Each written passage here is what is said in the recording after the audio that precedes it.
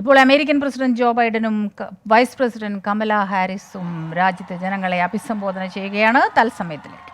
To guard it and never take it for granted. And protecting our democracy takes struggle.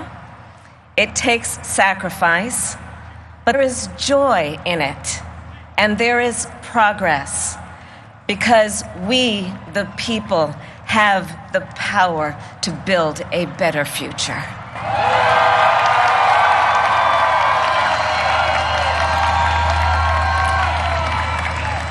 And when our very democracy was on the ballot in this election, with the very soul of America at stake, and the world watching, you ushered in a new day for America.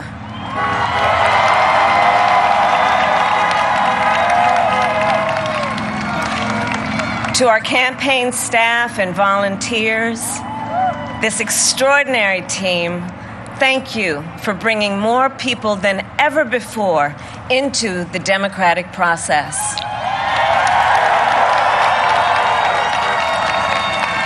And for making this victory possible.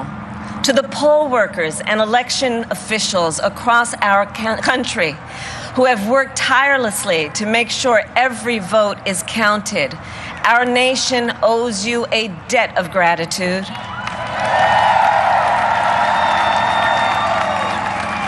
You have protected the integrity of our democracy.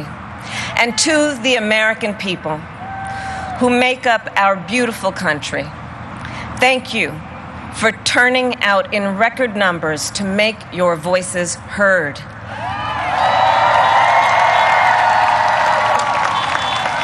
And I know times have been challenging, especially the last several months. The grief, sorrow, and pain, the worries and the struggles. But we have also witnessed your courage, your resilience, and the generosity of your spirit. For 4 years, you marched and organized for equality and justice, for our lives and for our planet. And then you voted.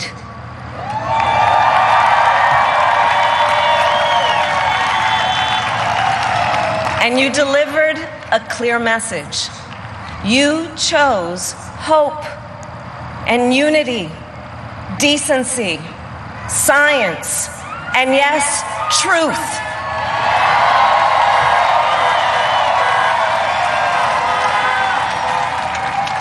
You chose Joe Biden as the next president of the United States of America.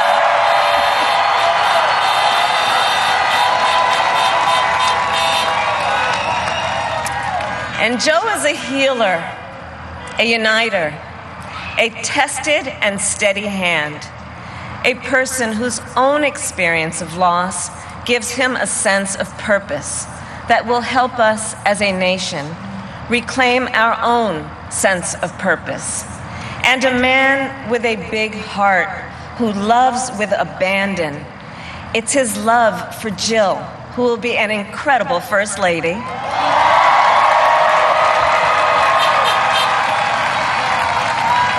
It's his love for Hunter and Ashley and his grandchildren and the entire Biden family.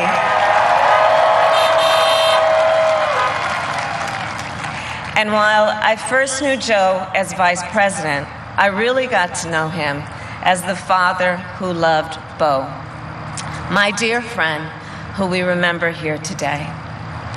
And while I first knew Joe as vice president, I really got to know him as the father who loved Bo, my dear friend who we remember here today.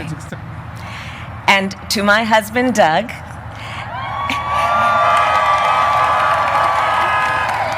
and our children, Cole and Ella, and my sister Maya, and whole family, I love you all more than I can ever express.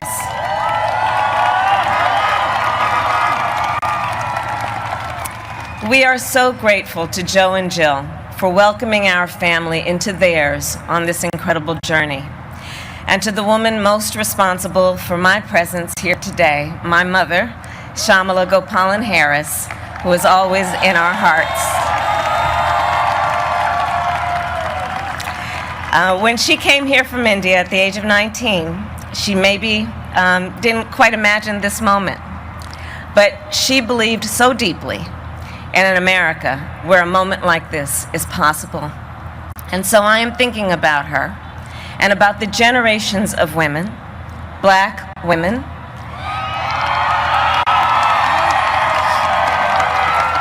Asian, white, Latina, Native American women,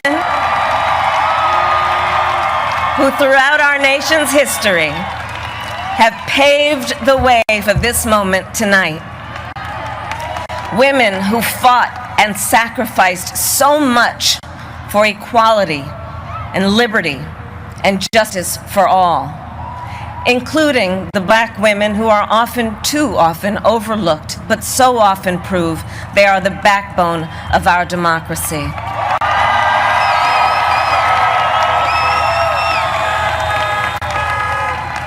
All the women who have worked to secure and protect the right to vote for over a century, 100 years ago with the 19th Amendment, 55 years ago with the Voting Rights Act, and now in 2020 with a new generation of women in our country who cast their ballots and continued the fight for their fundamental right to vote and be heard.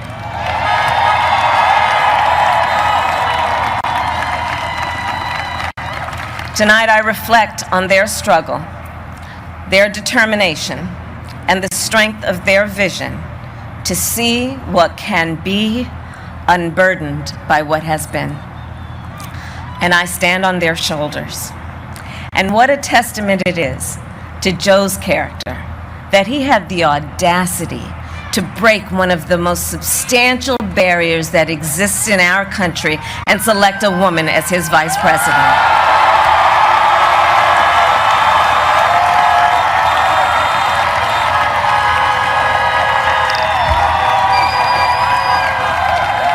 But while I may be the first woman in this office, I will not be the last.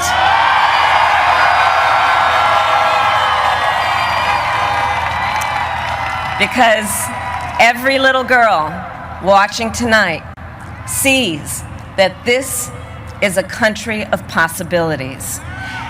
And to the children of our country, regardless of your gender, our country has sent you a clear message. Dream with ambition, lead with conviction, and see yourselves in a way that others may not, simply because they've never seen it before.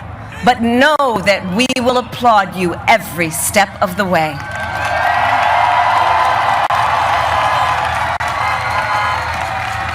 And to the American people, no matter who you voted for, I will strive to be a vice president, like Joe was to President Obama, loyal, honest, and prepared, waking up every day thinking of you and your family.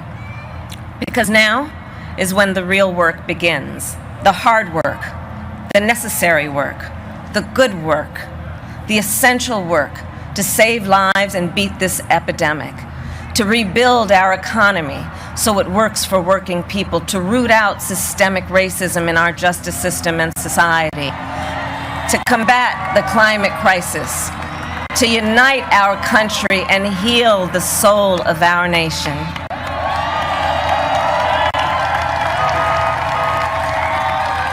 And the road ahead will not be easy, but America is ready. And so are Joe and I.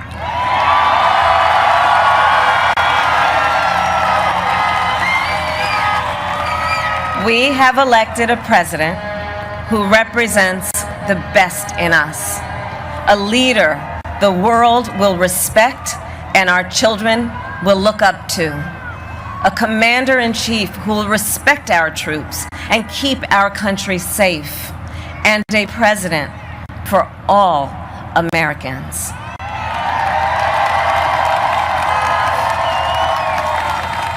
And it is now my great honor to introduce the President-elect of the United States of America, Joe Biden.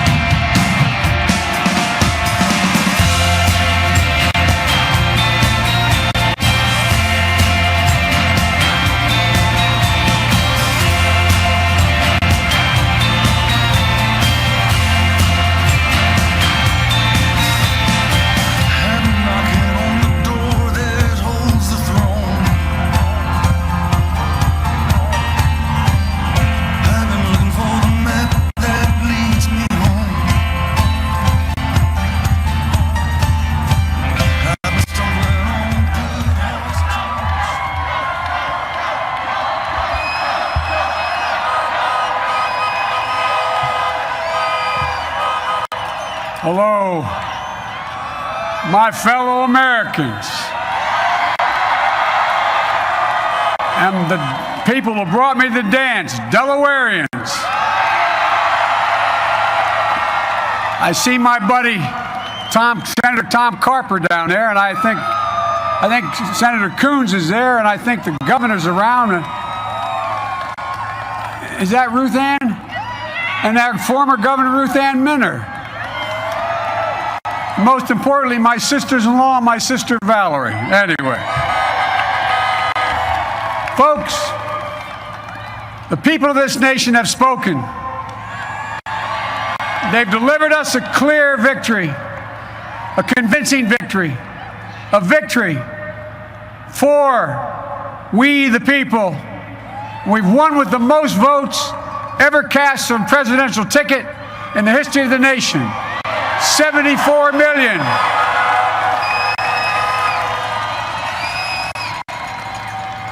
What I must admit has surprised me.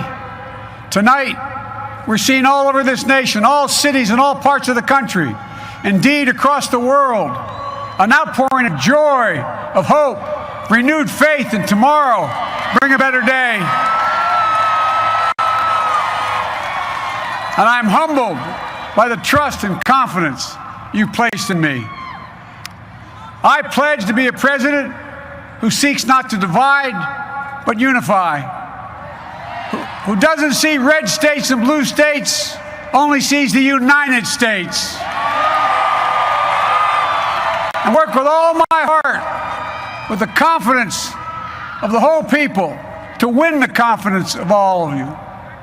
And for that is what America, I believe, is about. It's about people, and that's what our administration will be all about. I sought this office to restore the soul of America, to rebuild the backbone of this nation, the middle class, and to make America respected around the world again, and to unite us here at home. It's the honor of my lifetime that so many millions of Americans have voted for that vision. And now, the work of making that vision is real. It's a task, the task of our time. Folks, as I said many times before, I'm Jill's husband.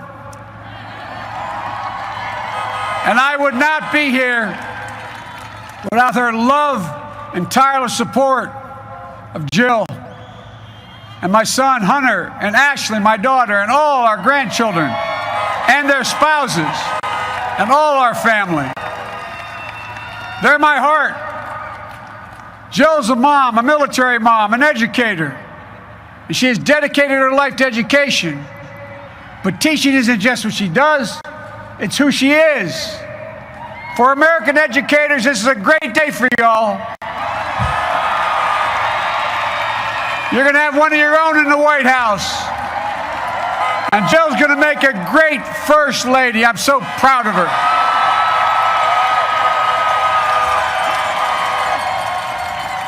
And I'll have the honor of serving with a fantastic Vice President you just heard from, Kamala Harris, who makes history as the first woman, first black woman, the first woman from South Asian descent, the first daughter of an immigrant ever elected in this country. Don't tell me it's not possible in the United States. It's long overdue. And we're reminded tonight of those who fought so hard for so many years to make this happen. But once again, America's bent the arc of the moral universe more toward justice. Kamala, Doug, like it or not, your family, you become an honorary Biden, there's no way out. All those of you who volunteered and worked the polls in the middle of this pandemic, local elected officials, you deserve a special thanks from the entire nation. And to my campaign team and all the volunteers and all who gave so much of themselves to make this moment possible, I owe you. I owe you. I owe you everything. And to all those who supported us, I'm proud of the campaign we built and ran. I'm proud of the coalition we put together, the broadest and most diverse coalition in history. Democrats, Republicans, Independents, progressives, moderates, conservatives, young, old, urban, suburban, rural, gay, straight, transgender, white, Latino, Asian, Native American. I mean it, especially those moments, and especially for those moments when this campaign was at its lowest ebb. The African American community stood up again for me. You've always had my back, and I'll have yours. I said at the outset, I wanted to represent this campaign, to represent and look like America. We've done that. Now that's what I want the administration to look like and act like. For all those of you who voted for President Trump, I understand the disappointment tonight.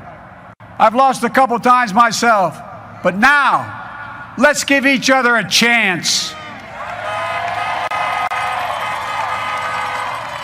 It's time to put away the harsh rhetoric, lower the temperature, see each other again, listen to each other again.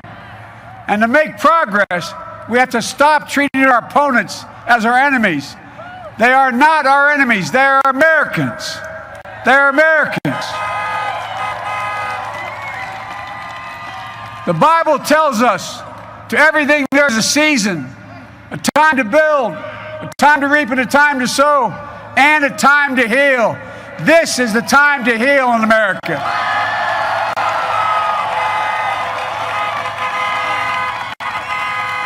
Now this campaign is over. What is the will of the people? What is our mandate?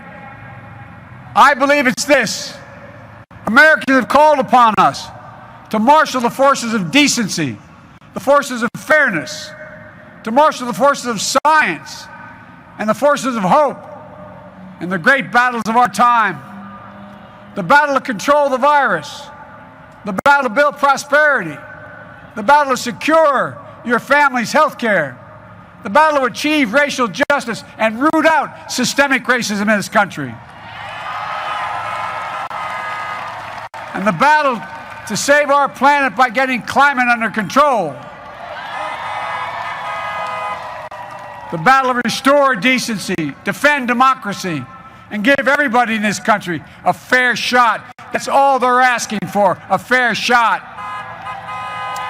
Folks, our work begins with getting COVID under control. We cannot repair the economy, restore our vitality, or relish life's most precious moments, hugging our grandchildren, our children, our birthdays, weddings, graduations, all the moments that matter most to us until we get it under control. On Monday, I will name a group of leading scientists and experts as transition advisors to help take the Biden-Harris COVID plan and convert it into an action blueprint that will start on January the 20th, 2021. That plan will be built on bedrock science, It will be constructed out of compassion, empathy, and concern. I will spare no effort, none, or any commitment to turn around this pandemic. Folks, I'm a proud Democrat,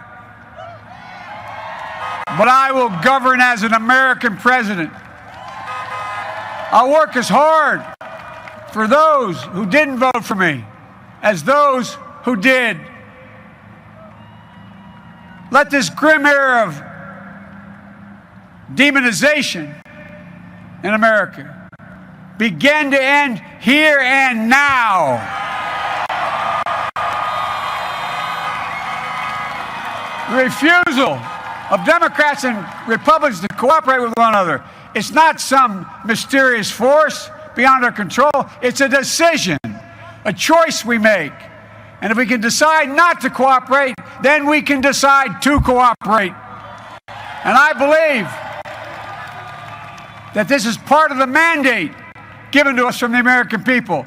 They want us to cooperate in their interest. And that's the choice I'll make. And I'll call on Congress, Democrats and Republicans alike, to make that choice with me. The American story is about slow yet steadily widening the opportunities in America. And make no mistake, too many dreams have been deferred for too long.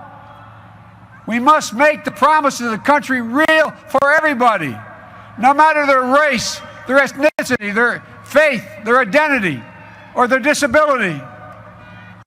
Folks, America has always been shaped by inflection points, by moments in time where we've made hard decisions about who we are and what we want to be. Lincoln in 1860, coming to save the Union.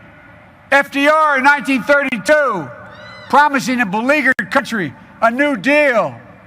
JFK in 1960, pledging a new frontier. And 12 years ago, when Barack Obama made history, he told us, yes, we can. Well, folks, we stand at an inflection point. We have an opportunity to defeat despair